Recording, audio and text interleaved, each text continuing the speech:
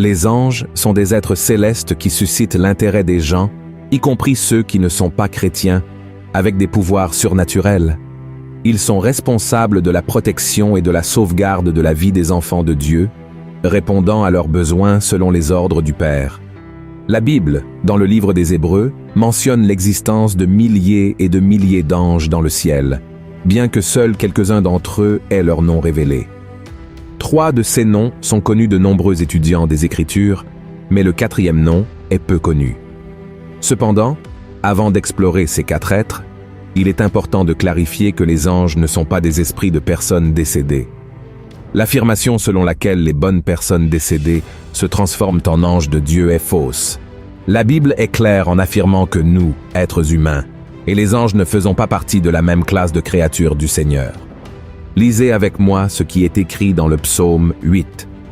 « Qu'est-ce que l'homme, pour que tu te souviennes de lui, et le Fils de l'homme, pour que tu prennes garde à lui? Tu l'as fait de peu inférieur à Dieu, et tu l'as couronné de gloire et de magnificence. Tu lui as donné la domination sur les œuvres de tes mains. Tu as tout mis sous ses pieds, les brebis comme les bœufs, et les animaux des champs, les oiseaux du ciel, et les poissons de la mer, tout ce qui parcourt les sentiers des mers. » Il est également important de souligner que parmi les êtres célestes que nous étudierons, il y a les anges déchus, qui ont été expulsés du ciel et jetés sur la terre. Le premier ange mentionné par la Bible avec un nom est Satan. Selon le chapitre 1 du livre de la Genèse, le 2e jour de la création, Dieu créa le ciel. Certains érudits suggèrent qu'au cours de ce même jour, les anges furent créés, parmi lesquels se trouvait un ange qui se distinguait par sa beauté et sa puissance. Ce chérubin est appelé par beaucoup de gens Lucifer. Bien que ce nom ne soit pas trouvé dans les Écritures saintes, son sens est « ange de lumière » ou « étoile du matin ». L'histoire de la chute de Satan est racontée dans 2 chapitres de l'Ancien Testament, dans Ézéchiel chapitre 28 et Isaïe chapitre 14. Il était un ange puissant et rempli de sagesse, peut-être le plus beau et splendide être créé par Dieu. Cela aurait pu être la raison d'une grande honneur pour cet ange, mais il ne s'est pas contenté de tout ce qu'il avait aux côtés du Seigneur, laissant sa beauté et sa haute position dans la hiérarchie céleste monter à sa tête. La Bible nous montre dans Ézéchiel chapitre 28 que Satan est resté parfait dans ses voies jusqu'à ce que l'iniquité soit trouvée dans son cœur. Voici ce qui est écrit. « Ton cœur s'est élevé à cause de ta beauté. Tu as corrompu ta sagesse par ton éclat. Je te jette par terre. Je te livre en spectacle au roi. » En raison de son orgueil, Lucifer décida qu'il voulait ériger son trône au-dessus de Dieu, et il convainquit environ un tiers des anges de le soutenir. Il y eut alors une bataille dans le ciel, et les anges qui restèrent aux côtés du Seigneur vainquirent ceux qui s'étaient rebellés. Voici ce que dit la parole de Dieu à ce sujet. « Et il y eut guerre dans le ciel. Michel et ses anges combattirent contre le dragon, et le dragon et ses anges combattirent, mais ils ne furent pas les plus forts, et leur place ne fut plus trouvée dans le ciel. Et il fut précipité, le grand dragon, le serpent ancien, appelé le diable et Satan, celui qui séduit toute la terre, il fut précipité sur la terre, et ses anges furent précipités avec lui. L'armée des anges rebelles ne fut pas suffisante pour vaincre les cohortes célestes. Les perdants furent envoyés sur terre, d'où le terme ange déchu, et à la fin des temps, ils seront jetés dans le lac de feu, souffrant pour toute l'éternité. Insatisfait de sa défaite, Satan décida de détruire la race humaine, la création la plus parfaite de Dieu. Ainsi, nous lisons dans le livre de la Genèse qu'il se déguisa en serpent, se rendit dans le jardin d'Éden et persuada Adam et Ève à manger du fruit de l'arbre de la connaissance qui avait été interdit par Dieu. Ainsi, le péché entra dans le monde et le couple perdit son intimité avec le Créateur, étant chassé du paradis. Aujourd'hui, tout comme par le passé, Satan fait tout en son pouvoir pour apporter la condamnation aux êtres humains, les détournant du chemin du salut offert à travers le sacrifice de Jésus. La Bible dit que, pour tromper les enfants de Dieu, il est même capable de se déguiser en ange de lumière. Selon Michel. L'archange est l'un des anges de Dieu les plus connus et puissants. Il appartient à un ordre supérieur parmi les anges, étant un être céleste agissant en tant que messager lors de missions spéciales. De plus, il est un grand guerrier.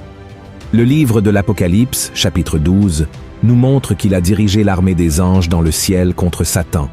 Un autre passage qui attire beaucoup d'attention se trouve dans le livre de Jude, qui relate que Michel a combattu le diable pour le corps de Moïse. Remarquez que, aussi puissant qu'il fut, Michel a fait preuve de sagesse en ne diffamant pas l'ennemi, mais en laissant Dieu le réprimander. Lisons ce qui est écrit.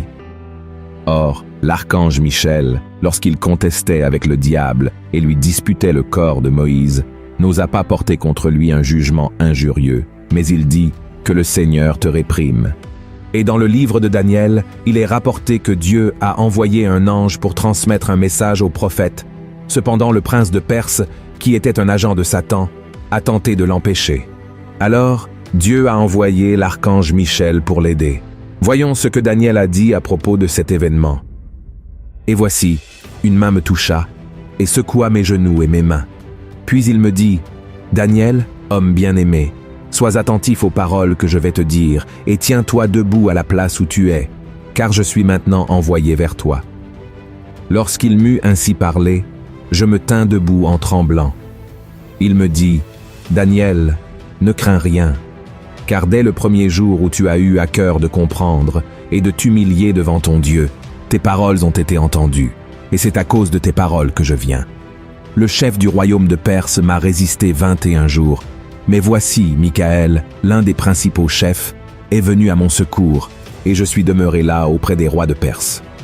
Je viens maintenant pour te faire connaître ce qui doit arriver à ton peuple dans la suite des temps, car la vision concerne encore ces temps-là. Cela montre que Michel est un être céleste parmi les plus puissants. Troisième, Gabriel. Si Michel est l'ange des grandes batailles, Gabriel est responsable des messages et missions importantes que Dieu confie aux personnes. Il suffit de se rappeler des histoires de Noël que nous avons entendues depuis notre enfance. C'est lui qui a apporté à Marie la nouvelle qu'elle donnerait naissance au Fils de Dieu. Gabriel est également apparu pour interpréter la vision de Daniel concernant un bélier et un bouc. Gabriel s'est présenté sous la forme d'un homme et a expliqué que la vision portait sur la fin des temps, représentant les royaumes futurs.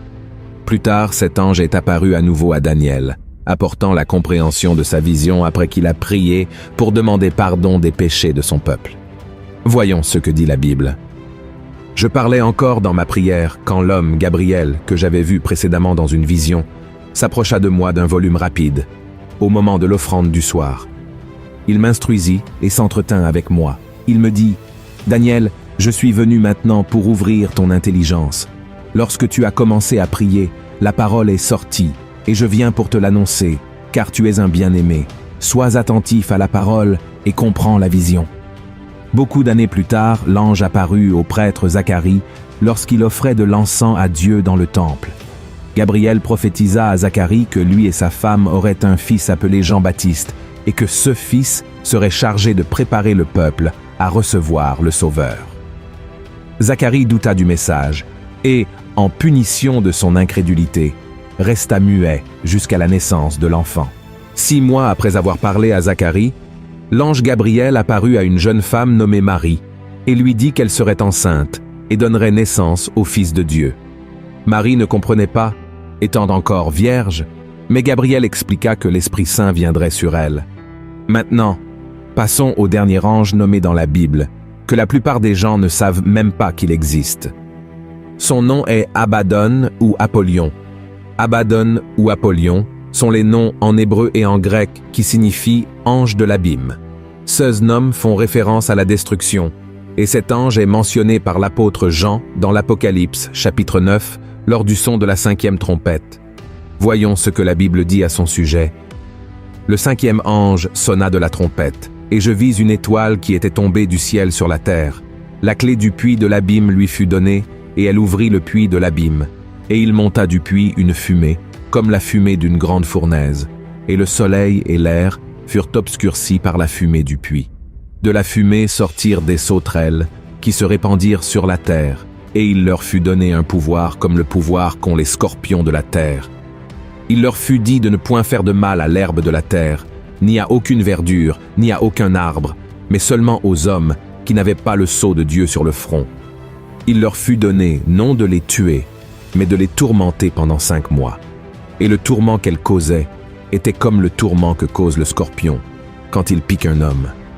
En ces jours-là, les hommes chercheront la mort, et ils ne la trouveront pas. Ils désireront mourir, et la mort fuira loin d'eux. Ces sauterelles ressemblaient à des chevaux préparés pour le combat. Il y avait sur leur tête comme des couronnes semblables à de l'or, et leurs visages étaient comme des visages d'hommes. Elles avaient des cheveux comme des cheveux de femmes, et leurs dents étaient comme des dents de lion. Elles avaient des cuirasses comme des cuirasses de fer, et le bruit de leurs ailes était comme un bruit de chars à plusieurs chevaux qui courent au combat. Elles avaient des queues semblables à des scorpions et des aiguillons, et c'est dans leur queue qu'était le pouvoir de faire du mal aux hommes pendant 5 mois. Elles avaient sur elles comme roi l'ange de l'abîme, nommé en hébreu Abaddon et en grec Apollyon. Te souviens-tu de ce que j'ai dit au début de cette vidéo, que Lucifer a perdu la bataille dans le ciel et a été jeté sur terre? Certains théologiens pensent qu'Abaddon ou Apollyon serait lui, le propre Satan. Cependant, cette théorie est peu probable. Après tout, Lucifer n'a pas été le seul à tomber du ciel après la bataille contre l'armée de Dieu, n'est-ce pas? En réalité, c'est un autre ange déchu qui est devenu le chef d'une horde démoniaque qui gouverne l'abîme, mais nous devons toujours nous rappeler que le contrôle de tout est entre les mains de Dieu. Amen. C'est lui qui détermine le moment d'ouverture et de fermeture de l'abîme dont Abaddon ou Apollyon apparaît comme le dirigeant. Cela signifie qu'en réalité, Dieu détient cette clé. Mais selon Hesse's dessein divin, l'accomplissement de Hesse's plan, il prête temporairement cette clé au diable pour tourmenter les personnes qui ne se sont pas rendues à Jésus-Christ pendant la grande tribulation. Et cela explique pourquoi cet ange est décrit comme le roi de l'abîme dans l'Apocalypse, chapitre 9. Et tout comme Satan et ses autres démons, Abaddon ou Apollyon sera également vaincu par le Christ à la fin des temps et passera l'éternité dans le lac de feu en enfer où il y aura des pleurs et des grincements de dents. Si tu as aimé ce message, partage-le avec tes amis et abonne-toi à ma chaîne. Que Dieu te bénisse.